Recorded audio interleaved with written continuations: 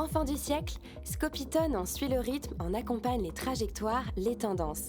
Curieux, il en épouse les idées, les surgissements. Avec lui, il grandit, change, se métamorphose. Pour cette 18e édition, le festival investit l'ancien mine sur l'île de Nantes avec, en guise de cœur battant, la Halle à Marée. On y trouve une première scène et d'anciens frigos transformés en espace d'exposition. Depuis l'extérieur, l'allée nord qui débouche sur une scène entourée par le public et dans son chemin, une enfilade de cellules destinées à accueillir performances immersives, conférences et expositions. De l'autre côté, l'allée sud avec une autre scène déployée sur 3 soirées. La durée du festival passe, elle, de 5 à 10 jours, avec des horaires d'ouverture étendus, de week-end et des propositions en journée et en soirée. Scopitone 2019, ce sont une trentaine de performances live et DJ sets, une vingtaine d'installations exposées, des activités pour les familles, des visites guidées, des tables rondes et conférences, des mix à l'heure de l'apéro. En somme, une offre enrichie sur un seul et même site. Une déambulation gourmande, une invitation au rêve, une incitation au questionnement et à l'émerveillement. Suivez le guide. Signe des temps, écho de notre époque, reflet de ses inquiétudes, mais aussi éloge de sa surprenante beauté, les différentes installations présentées cette année portent un regard tantôt acéré, tantôt poétique sur la nature et les phénomènes physiques. Ainsi de Brume de Sebastian Wolf et Michael Kugler, qui en combinant vapeur d'eau et lumière créent des paysages soyeux et ondulants, changeants et onctueux, prétexte à la rêverie en même temps que mirage scopique. Ainsi également de Mindering River, du studio allemand Unformative. Une installation vidéo qui, en plusieurs tableaux évoquant un moderne retable, restitue l'action de l'eau sur les reliefs géologiques en une lente, majestueuse et inexorable sarabande.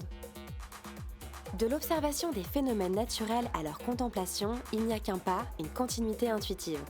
De cette invite au jeu contemplatif, David Bowen fait un ballet ondulatoire et mécanisé avec Telepresent Wind, une représentation physique d'un invisible venu du Minnesota qui dit toute la fascination de l'aléatoire. Autre manifestation de l'invisible, Pavilion, du plasticien belge Laurens Falstaff, se compose d'un mât motorisé autour duquel s'enroulent et se déploient, dansent et chavirent 2 grandes voiles blanches. Ce dispositif est placé comme un étendard au centre de la Halle à Marée. La monumentalité s'exprime également dans Fantastic Planet d'Amanda Parer. 2 géants lumineux, dépositaires d'une sagesse silencieuse et immémoriale, questionnent, par leur simple présence, l'impact dévastateur de l'humain sur son environnement. L'inquiétude environnementale, les questionnements ontologiques n'excluent pas l'humour ni la dérision. Une preuve éclatante en est donnée par Machine to Fish du collectif français Dardex. C'est tout bêtement un poisson rouge qui dirige un fauteuil mécanisé évoluant dans les allées du mine. Une fantaisie animalière, mais également un guide fantasque pouvant faire office de fil, rouge lui aussi, tout au long du festival. Il n'est, à vrai dire, nul besoin d'un poisson rouge pour s'orienter dans les allées de Scopitone. Des visites guidées, à destination de tous les publics, sont organisées au long des 2 week-ends du festival. C'est d'ailleurs l'ensemble du dispositif de médiation qui est renforcé à l'occasion de cette édition.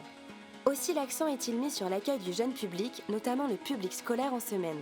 Des spectacles pour les plus jeunes sont proposés en journée, durant les 2 week-ends, ainsi que des ateliers créatifs pour toute la famille, sans compter une mini-boom orchestrée de main de maître par l'inénarrable et furieux duo The Brain. Les plus grands aussi profiteront de l'esprit de convivialité qui anime le festival.